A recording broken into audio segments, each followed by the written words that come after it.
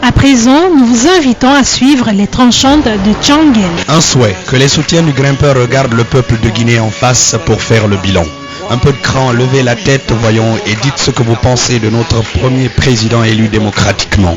Je sais que vous le pensez tout bas, fortement, secrètement, à défaut de le dire très haut, honnêtement, patriotiquement. Crachez le monceau, crachetez ce foutu morceau qui vous coince la gorge sincèrement. Voilà, je vous file un coup de main pour faire le point tranquillement, calmement, paisiblement, sans passion, sans trahison, sans rébellion. Ces 3 dernières années ont été celles des cacophonies, des incertitudes et des inquiétudes, des questionnements et de doutes rampants. Les actes qui auraient dû ouvrir la voie à une gouvernance rassurante ont élevé les relents despotiques, népotiques et clientélistes d'un pouvoir gangrenant. C'est non sans révolte que l'on se souvient qu'en nous promettant le changement, le président savait bien qu'on ne fait pas du neuf avec des vieux fainéants. Et son gouvernement s'est allongé de personnes qui ont plongé incontestablement ce pays dans les ténèbres pendant tout ce temps. C'est dans cette même République du changement qu'un décret présidentiel se plie et se déplie, se déploie et se ploie sous le poids des injonctions d'une coordination régionale aux vieux croulants. C'est non sans amertume que l'on constate les décrets de récompense qui viennent se poser sur le nez des enfants de la République comme une insolence à leur sacrifice retentissant. C'est non sans un pincement au cœur que l'on se souvient que le président a foutu un gros coup de pied au cul de la Constitution dès qu'il eut fini de jurer de la protéger pourtant.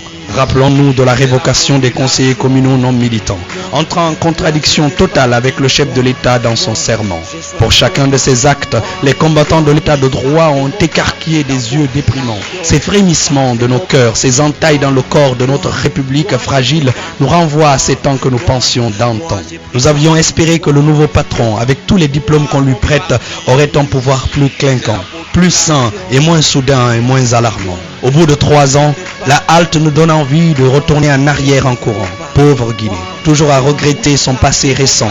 Avec Forikoko, nous avons regretté le Sékou Touré guillotinant. Avec le grimpeur, on se met à pleurer le départ prématuré de Forikoko pipant. Quel destin dément, toujours à se lire et relire en marche arrière avec un regard imbibant. Rétroviseur cassé, carrosse cabossée, un moteur tout sautant. Encore une fois, le peuple est trahi, y compris ceux qui soutenaient le candidat devenu président. Mais vous savez bien que l'hypocrisie et la démagogie sont guinéennes. Les amis d'hier savent bien que la sauce n'a pas tenu la promesse de l'odeur parfumée dégagée pendant la cuisson amène. Néanmoins, chacun bouffe en ravalant le plat de sa fadeur pleine, en grimaçant et en se gavant de cette mouille insipide et malsaine. Personne ne reconnaîtra s'être trompé de cuistot dans cette cuisine annoncée sereine. Trop de fierté mal placée dans une salle dégaine. Trop de peur dévoyée vers cette attitude faussement zen. Trop d'ego empilé et amplifié. Même ceux qui savent qu'ils n'ont été qu'un accoudoir pour accéder au fauteuil suprême rêvé. Pour ne pas dire des mouchoirs pleins de morve qu'on a balancés par-dessus bord du navire présidentiel huppé. Pourtant, ils savent bien que c'est humain de se tromper et qu'il est plus fou de perdurer dans l'horreur de l'erreur lorsqu'on sait pertinemment que l'on s'est fourvoyé. Les discours de campagne ne sont pas, pour tout le peuple, de 20 mots débités. Tout ce qu'ils ont dit sera retenu contre eux devant le tribunal de l'histoire entêté. Tout soutien qu'ils ont apporté pour les germes d'une dictature, le peuple jamais ne l'oubliera. Au moment venu, nous nous ferons le devoir de le leur rappeler. Au bout de ces 3 années, ils sont les complices non pas d'une réconciliation, mais d'une division des enfants de notre pays défoncé. C'est un regard plein de larmes vivifiantes de nouvelles luttes que je pose sur mes concitoyens bernés. Nos mères hurlent de douleur dans les marchés parce qu'elles se disputent un grain de riz à picorer. Mais quand les airs affamés et les gueux assoiffés ne trouveront rien à avaler, ils se tourneront alors vers ces opportunistes zélés. Parce que la nature a horreur du vide ou du bide vidé. C'est un front commun qui grondera dans la cité. Il n'y a pas plus démocratique que la pauvreté. C'est l'étendard derrière lequel les rassemblements sont plus compacts, plus opaques et plus déterminés. Au terme de ces mois d'observation du régime du grimpeur, les Guinéens sont plus miséreux qu'hier.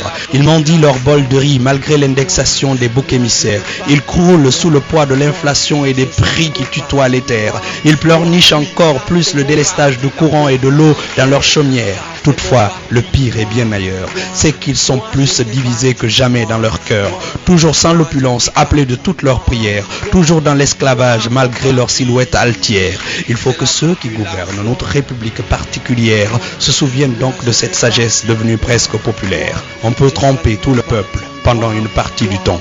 Une partie du peuple pendant tout le temps, mais jamais tout le peuple pendant tout le temps. Souhaitant que ceci soit compris comme une vérité première, je ferme ma gueule et je dégage. Moi, mon parti, c'est la population.